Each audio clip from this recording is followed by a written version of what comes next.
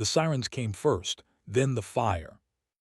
Admiral stood on the bridge of thee and watched Earth die. The planet she had sworn to protect, the world where her grandmother had planted cherry trees, where her daughter had taken her first steps, it burned. The weapons cut through the atmosphere like fingers of light, and where they touched, cities vanished. Tokyo gone in a flash of white. New York, a crater where millions had lived. The orbital defense grid, humanity's pride, had lasted 17 minutes. 17 minutes against an enemy they had never seen coming. Admiral, her communications officer said, his voice breaking. Station is gone, the Third Fleet. There's nothing left. Gripped the railing until her knuckles turned white. The Third Fleet had been humanity's largest. 42 warships crewed by the best soldiers in known space. They had died in less than an hour. They had not asked for surrender. They had not made demands. They had simply appeared from the darkness between stars and begun killing. Their ships were black and angular like broken geometry given form. Their weapons ignored shields. Their tactics were perfect, and they did not stop. Get me a connection to the colony worlds, ordered. The officer tried. His hands shook as he worked the console. When he looked up, there were tears on his face. New Shanghai isn't responding. Neither is hope. The Martian Republic went dark 3 hours ago. 3 hours. Had been fighting for 3 hours, and in that time, humanity had lost everything. She had seen the intelligence reports before the attack. They were older than Earth's dinosaurs, older than most stars in this region of the galaxy. They were not organic. Their bodies were silicon and crystal, their minds running on quantum networks that span light years. They viewed organic life the way humans viewed bacteria, sometimes useful, usually ignored, occasionally requiring extermination. Humanity, it seemed, required extermination. Why? Lieutenant Commander asked from his station. He was young, barely 30, and until today he had never seen real combat. Why are they doing this? Had no answer. They had not explained themselves. Perhaps to them an explanation would be like a human explaining to an ant why its colony was being destroyed. Unnecessary, beneath consideration. They shuddered as another weapon struck nearby. On the watched 2 more human ships die, the Resolute and the Morning Star, both gone in seconds. Their crews had been friends, families. Now they were debris. Admiral, we need to retreat, her first officer said. If we stay, we die. If we retreat, Earth falls. Earth has already fallen. The words hit like a physical blow, but she looked at the planet below and she knew he was right. The landing craft were descending now, and where they touched ground, nothing human survived. This was not a battle anymore. It was a cleansing. All ships, said into the fleet-wide channel. Her voice was steady even as her heart broke. This is Admiral. We are retreating to Rally Point Omega. Repeat, all ships retreat to Rally Point Omega. Protect the civilian transports at all costs. The responses came back, fewer than she had hoped. So many ships were already gone. They turned away from Earth. Behind them, they continued their work with mechanical precision. They did not pursue. They did not need to. They knew exactly where humanity would run, and they would follow when they were ready. Over the next 6 weeks, the survivors gathered. They came in battered warships and converted cargo haulers. They came in passenger liners and mining vessels never meant for deep space. They carried the wounded, the orphaned, the traumatized. They carried the last of the human race. The numbers were devastating. Before the attack, humanity had numbered 14 billion across 47 star systems. Now, the best estimates said fewer than 800,000 remained. 800,000 from 14 billion, the mathematics of extinction. They hid in the shadow of a rogue gas giant, a world with no sun, drifting alone in the void. It was cold there and dark and far from any patrol routes. For now, they were safe, but knew it would not last. They're methodical, she told her senior officers in a meeting that felt more like a funeral.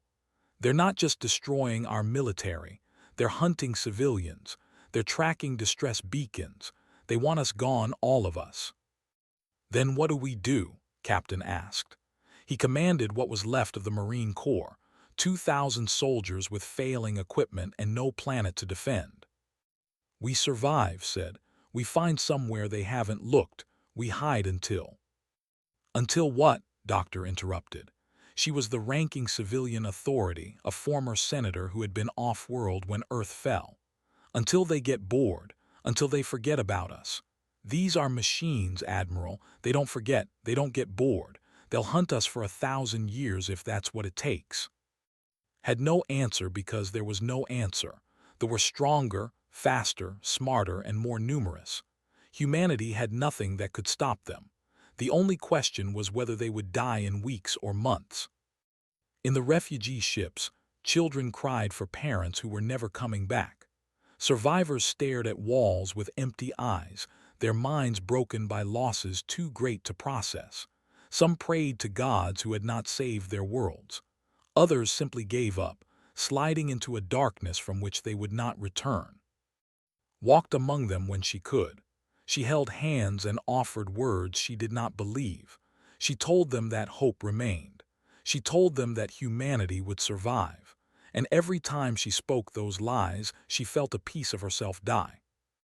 At night, alone in her quarters, she allowed herself to grieve. She wept for her daughter, who had been on Earth when the attack came. She wept for the billions who had trusted their leaders to keep them safe. She wept for the future that would never exist, the she would never meet, the world's humanity would never explore, the potential that had been burned away in 17 minutes of fire. 6 weeks, her analysts estimated. 6 weeks before they found them. 6 weeks until the human story ended.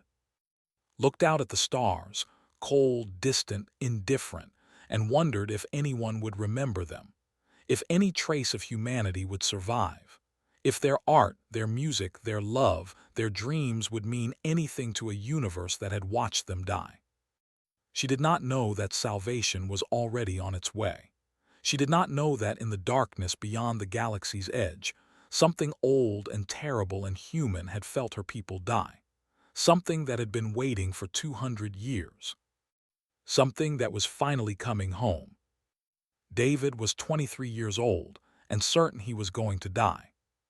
He sat at his communications console in the refugee ship Hopeful, surrounded by crying children and silent adults, and he monitored frequencies that no one used anymore. It was busy work. Everyone knew it. The senior officers had given him this task because they did not know what else to do with a junior communications officer who had lost his entire family. His mother had been on Mars, his father on Earth, his sister on a transport that never arrived at the rally point. David had no one left, so he sat alone and listened to static and tried not to think about the future. That was when he heard it. At first he thought it was a glitch. The signal was faint, buried under cosmic noise, broadcasting on a frequency that had been abandoned 2 centuries ago. But as he cleaned up the audio, the pattern became clear. It was a beacon, automated, repeating, steady as a heartbeat. UES Erebus, UES Erebus, UES Erebus. David's blood went cold. He was a history student before the war. He had written papers about the Unification Wars, about the dark years when humanity had nearly destroyed itself before reaching for the stars. And he knew that name. Everyone who studied that period knew that name. The Erebus was not supposed to exist anymore. It had been erased from official records, its mission classified at the highest levels. But the stories remained, passed down in whispers and conspiracy theories. The ship that carried monsters, the soldiers who were no longer human, the mission that was never meant to end. David ran to the Admiral's quarters. Listened to his report without expression.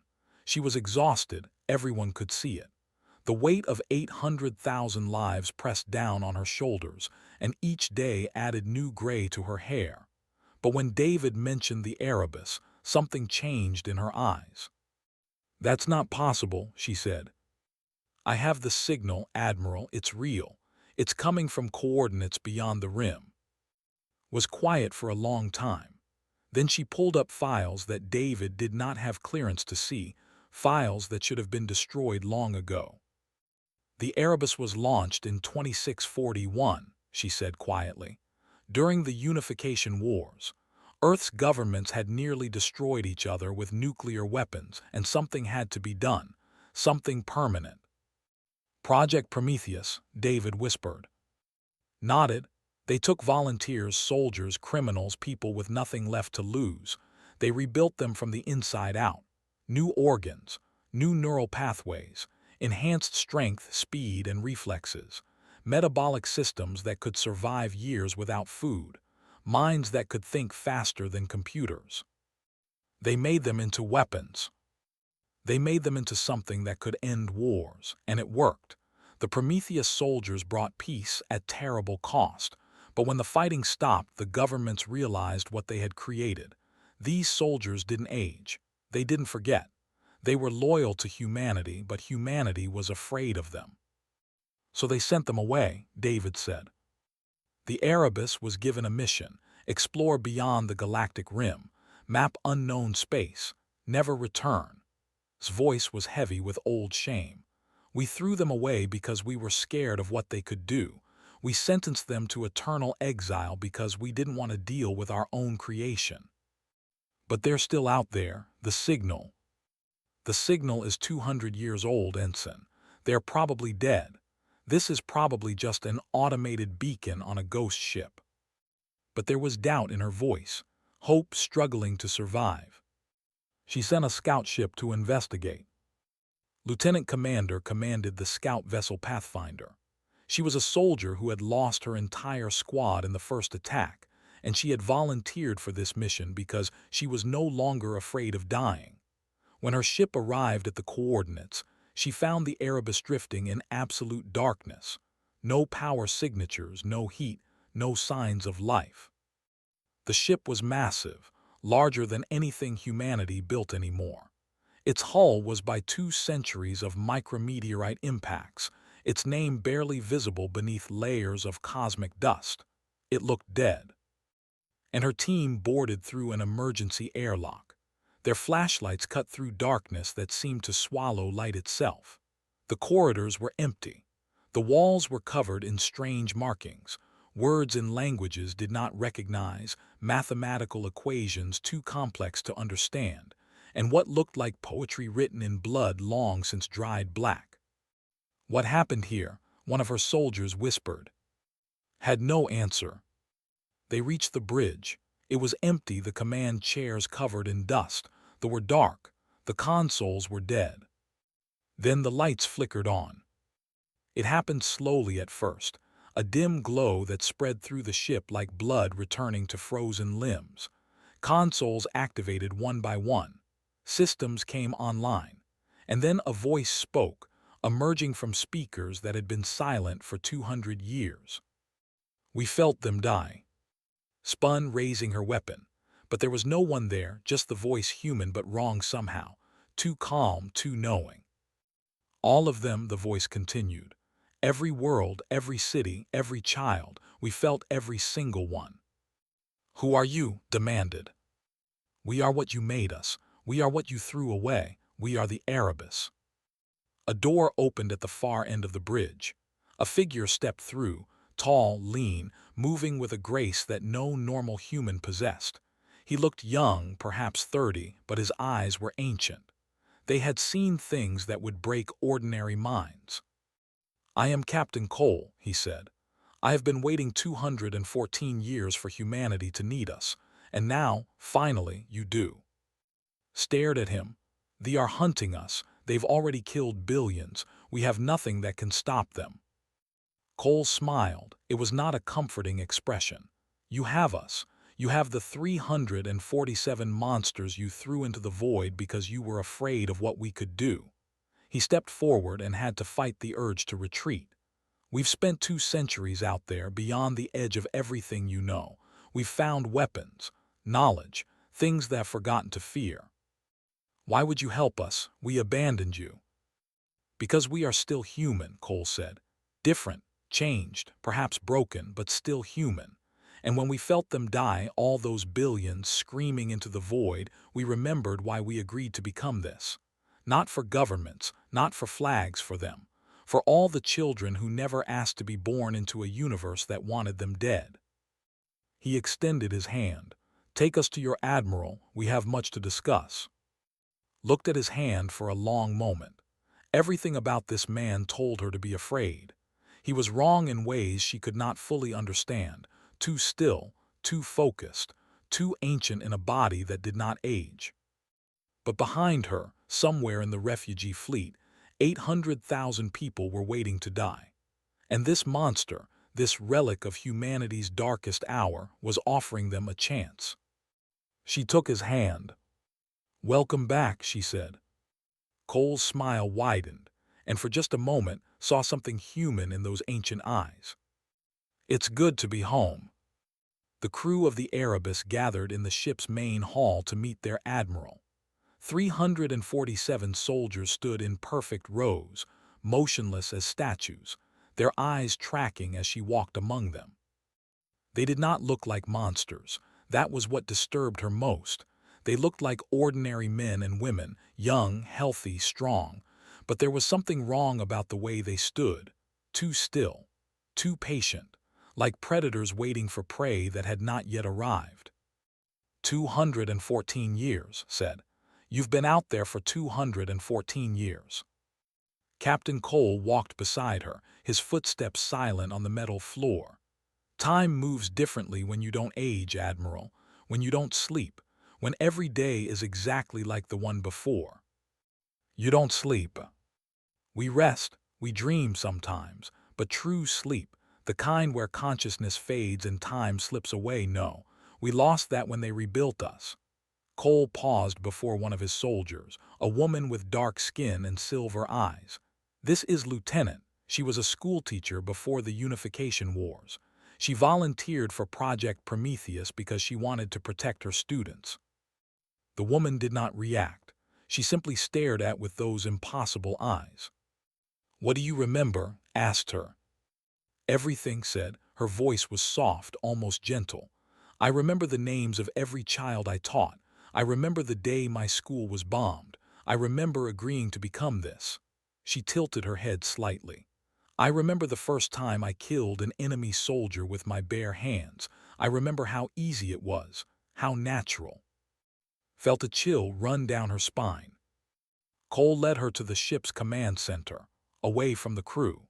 The room was filled with technology she did not recognize, alien designs mixed with human engineering, systems that seemed to pulse with strange energy.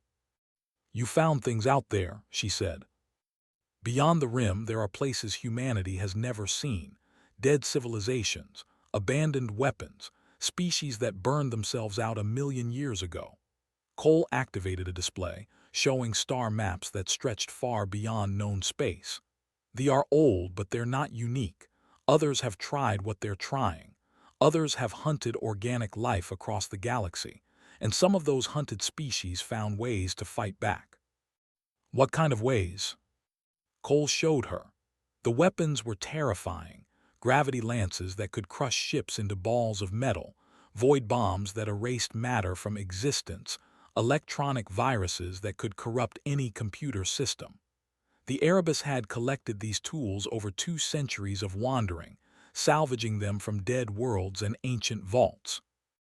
Why? Asked. Why did you gather all this? You were sent out there to disappear. Why prepare for a war you weren't supposed to fight? Cole was quiet for a long moment. When he spoke, his voice was softer than before. Because we knew this day would come. Maybe not the maybe something else, but we knew that someday humanity would face extinction. And we knew that when that day came, we would be the only ones who could stop it. You planned to return. We planned to be ready when you needed us. Cole's ancient eyes met hers. You threw us away, Admiral. You sent us into the void because you were afraid. But we never stopped being human. We never stopped caring. Every year we told ourselves, if they call, we will answer. We didn't call. We didn't even know you were still alive. You didn't need to call, we felt them die. Cole's voice cracked just slightly, the first sign of emotion had seen from him. 14 billion minds screaming at once. 14 billion lives ended in fire and silence. We felt every single one, and we came. Looked at this man, this weapon in human form, and tried to understand him. He had been alone in the dark for longer than she had been alive. He had been rejected by the species he had sworn to protect, and yet here he was, offering to save them. "What's your plan?" she asked. Cole's expression hardened. They are a collective intelligence, individual units but linked through a central network. Destroy the network and they become confused, alone, vulnerable. And you can do that.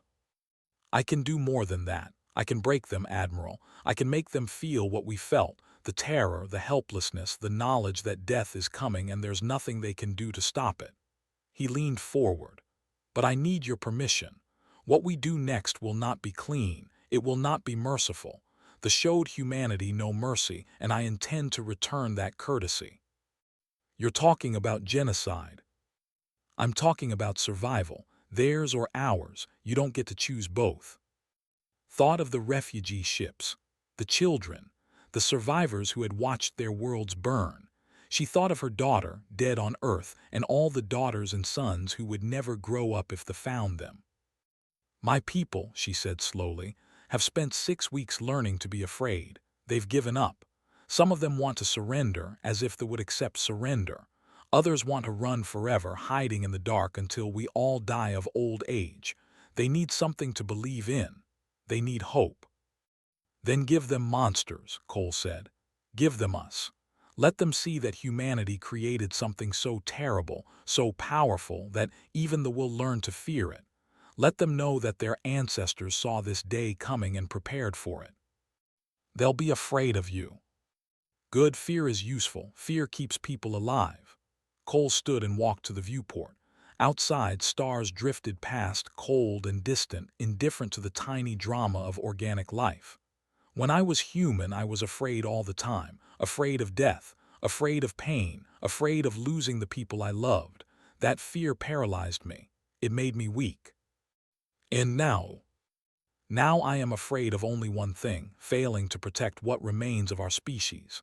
He turned back to face her. They are coming, Admiral. 6 weeks, your analysts said. I believe them.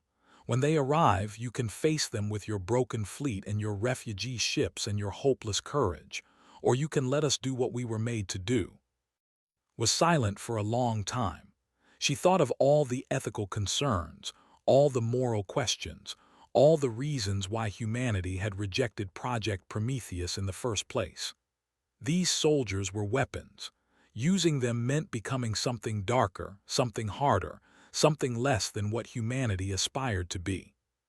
But her people were dying, her species was dying, and this weapon was the only chance they had. What do you need? She asked. Cole smiled, a cold, terrible expression that held no joy. Just your permission, and when it's over, just your forgiveness. Nodded slowly. You have the first, the second will depend on what you do with it. Fair enough. Cole turned to the door. Tell your people that the Erebus has returned. Tell them that the sleepers have awakened. And tell them that from this moment forward, humanity is no longer prey. He walked out and watched him go. She had just made a deal with monsters. She had just unleashed something that could not be controlled. But as she looked out at the stars, at the vast darkness where they waited, she felt something she had not felt in 6 weeks. Hope.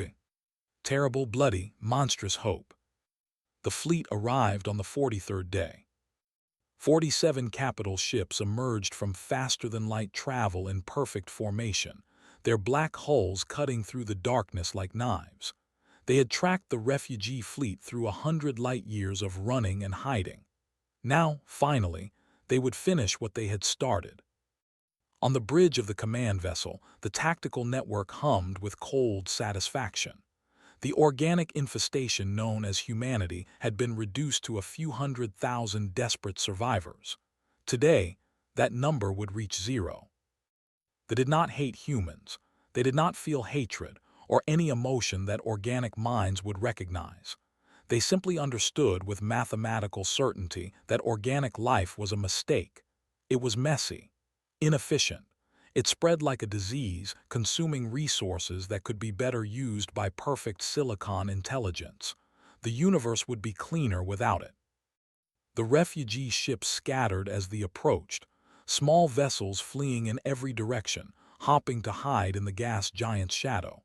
The tactical network analyzed their trajectories and calculated intercept courses. None would escape. None ever did. Then the Erebus appeared.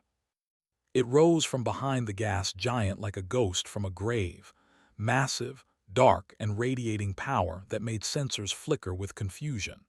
The ship was broadcasting on all frequencies, a single message repeating in every language they understood. "We have been waiting for you." The command network processed this information and found it irrelevant. One ship, no matter how large, could not stand against 47 capital vessels. They had destroyed fleets with more firepower than this single relic could possess. They were wrong. The Erebus fired first. The weapon that struck the formation was not something their tactical database recognized.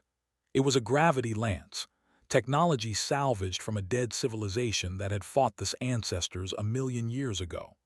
The beam twisted space itself, and the three ships in its path crumpled like paper, their hulls folding inward until nothing remained but spheres of compressed metal. The network recalculated. This was unexpected, but they had overwhelming numbers. They began their attack run. Captain Cole stood on the bridge of the Erebus, his crew moving around him with inhuman precision. They did not speak. They didn't need to. After 2 centuries together, they communicated through subtle gestures, through shared experience, through something that was almost telepathy. "Void bombs ready," Lieutenant reported. "Deploy," Cole said. The void bombs were not weapons in any traditional sense. They were holes in reality, pockets of nothingness that devoured whatever they touched. The Erebus launched them into the formation, and ships began to disappear, not explode, not break apart, simply cease to exist, swallowed by darkness that physics. The network experienced something it had not felt in: confusion. "Electronic warfare," Cole ordered. The Erebus broadcast a signal, a virus designed by species that had spent ages learning to fight silicon intelligence. It slipped through firewalls like water through cracks, corrupting targeting systems, confusing navigation, turning ships against each other. 2 vessels fired on their own allies before their crews could regain control. Another spun wildly, its engines misfiring in random patterns. A 4th went completely dark, its entire crew disconnected from the network and unable to function. And still the Erebus came forward, firing weapons that they had never seen, had never imagined, had never prepared for. "Boarding teams," Cole said, "go." The Prometheus soldiers launched themselves into space. They wore armor that made them invisible to sensors. They moved with speed that organic bodies should not possess. They crossed the void between ships in seconds and cut through hulls with weapons that burned at temperatures hotter than stars. Inside the vessels, chaos reigned. The soldiers of the Erebus moved through corridors like shadows. They did not fire wildly or charge blindly.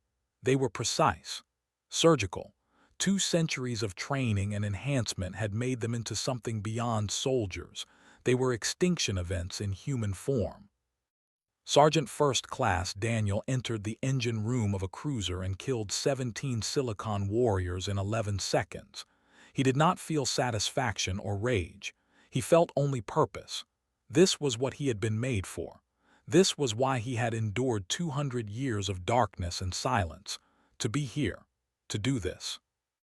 Lieutenant reached the bridge of another vessel and faced its commander directly.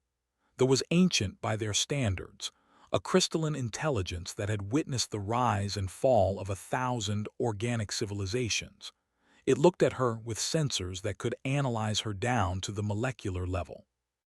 "What are you?" it asked. "Human," she said. "Impossible. Humans are soft, weak. They break easily." Smiled a terrible expression that held no warmth. "We were soft. We were weak. Then we faced extinction and we became something else." She raised her weapon. "You made a mistake. You should have killed us all at once. Instead, you gave us time to evolve." She fired, and the commander ceased to exist. Across the battlefield, the pattern repeated. The hunters became the hunted. Ships that had brought death to 47 human worlds now burned in the void. Crews that had slaughtered billions now died in confusion and terror. The command network sent an emergency signal: retreat and regroup. But the Erebus was already jamming their communications, already tracking their escape vectors, already positioning itself to cut off any route to safety. "They're calling for reinforcements," reported from her station on the Erebus bridge. Cole nodded. "I know, let them." "Let them? They have thousands more ships. This fleet is nothing compared to their full strength." "Exactly." Cole walked to the communications console and began recording a message. His voice was calm, almost gentle, which somehow made it more terrifying. "Attention, Dominion. This is Captain Cole of the United Earth ship Erebus. You have spent 6 weeks hunting the survivors of humanity. Now we are hunting you."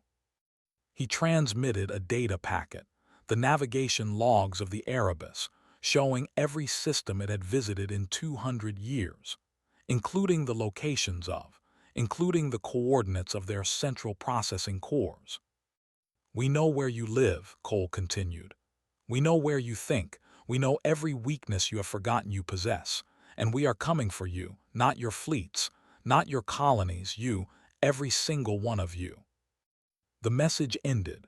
The surviving ships, less than half of the original fleet, fled into faster-than-light travel, carrying Cole's words back to their masters. On the refugee ships, humans watched in stunned silence. They had expected to die today. Instead, they had witnessed something impossible: their ancient enemy broken and running. Admiral's voice came over the fleet-wide channel. "All ships, this is Admiral, the fleet has been destroyed. I repeat, the fleet has been destroyed. We are safe." For a long moment there was silence.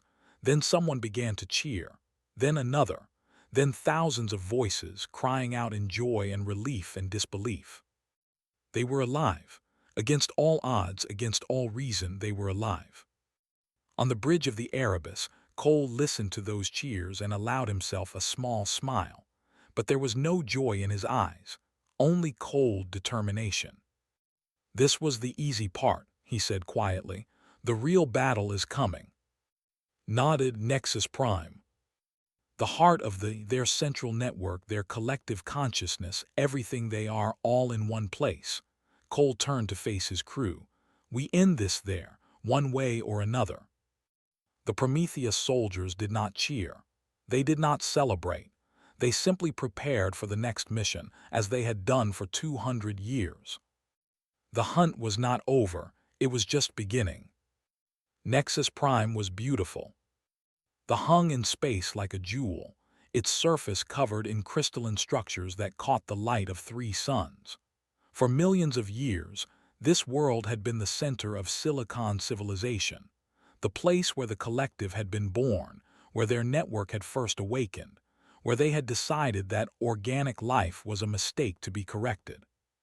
Around it, 300 warships waited. Admiral studied the tactical display and felt her heart sink. They had gathered everything they had left. Every ship, every soldier, every weapon, all concentrated around there. The Erebus had won one battle through surprise and superior technology.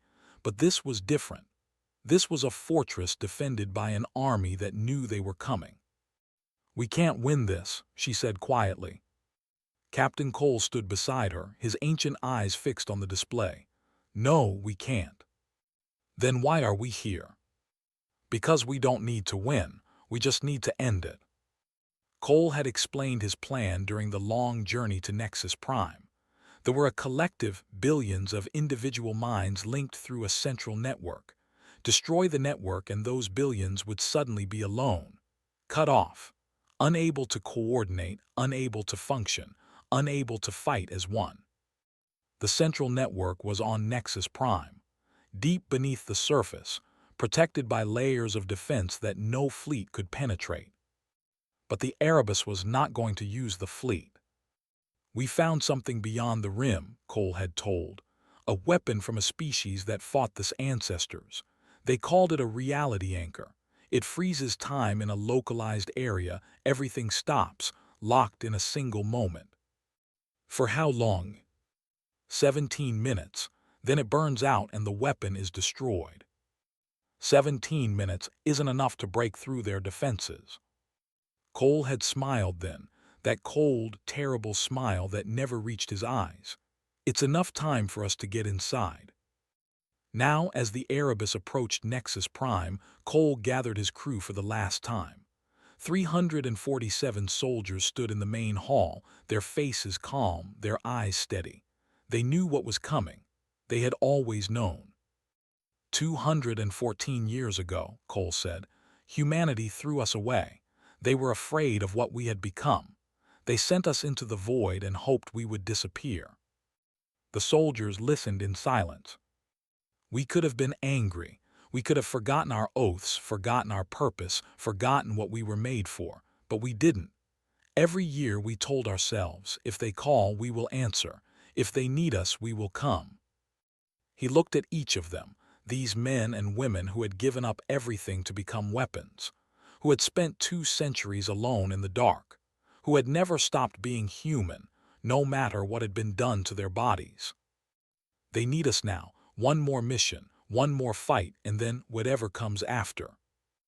Lieutenant stepped forward. "We knew this day would come, Captain. We've been ready for it since the beginning." "No regrets." "None." Silver eyes glowed with something that might have been pride. "We became monsters to save the world. Now we get to prove it was worth it." Cole nodded slowly. "Then let's finish this." The Erebus charged the defensive line. 300 ships opened fire, pouring weapons into the ancient warship. The hull buckled. Systems failed. Fires broke out in a dozen sections. But the Erebus kept coming. At the last moment, Cole activated the reality anchor. A pulse of energy washed over Nexus Prime, and suddenly everything stopped. Ships hung frozen in space, their weapons mid-fire. Orbital platforms went silent. The entire planet seemed to hold its breath. "Go," Cole said. The Prometheus soldiers teleported, a technology they had salvaged from a dead world, never meant for human use. One moment they were on the Erebus. The next, they were inside the central nexus. What happened next would never be fully recorded.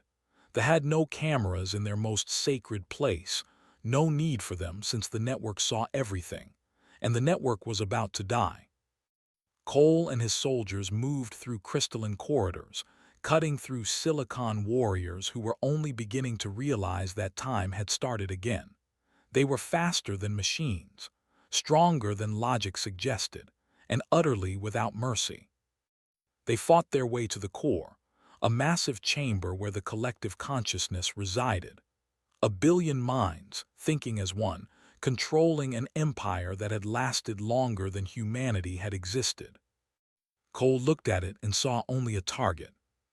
"Charges set," reported. "Timer, 3 minutes." Cole nodded, everyone out. "Captain." "That's an order, Lieutenant. Get the others to the extraction point. I'll hold them off."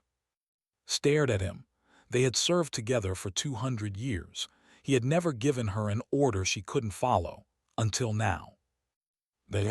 "Go, someone has to survive to tell them what we did, what we were," he smiled, and for the first time in centuries it reached his eyes. "Tell them we never forgot what we were. Tell them we remembered being afraid and small and hopeful. Tell them that's why we came back." She wanted to argue. She wanted to stay. But she was a soldier and he was her captain, and some orders had to be obeyed. "It was an honor," she said. "The honor was mine." She teleported out. Cole turned to face the approaching forces, thousands of silicon warriors converging on his position. He raised his weapon and prepared for his last battle. 3 minutes later, the charges detonated. The central nexus exploded in a cascade of light and fire and screaming code. Across the galaxy, billions of suddenly went silent, their network destroyed, their collective consciousness shattered. For the first time in their existence, they were alone. The Erebus died in the same moment.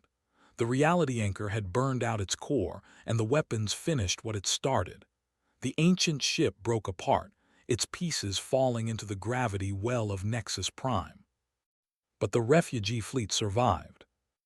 Admiral ordered them forward not as conquerors but as survivors claiming a new home. The scattered and confused posed no threat.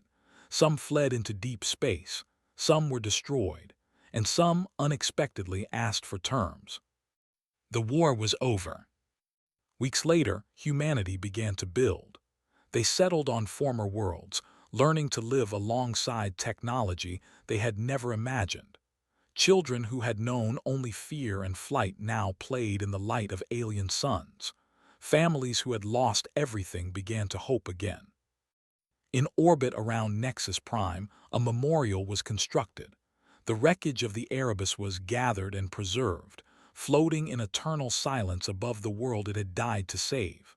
The inscription read, "They were not human enough to stay. They were human enough to save us." Years passed. Humanity thrived. The survivors, no longer a collective, became something new, individuals learning to exist without the network that had defined them. Some integrated with human society. Others kept to themselves, nursing wounds that would take generations to heal.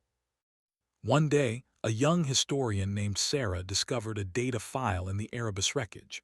A final log from Captain Cole, recorded moments before his death.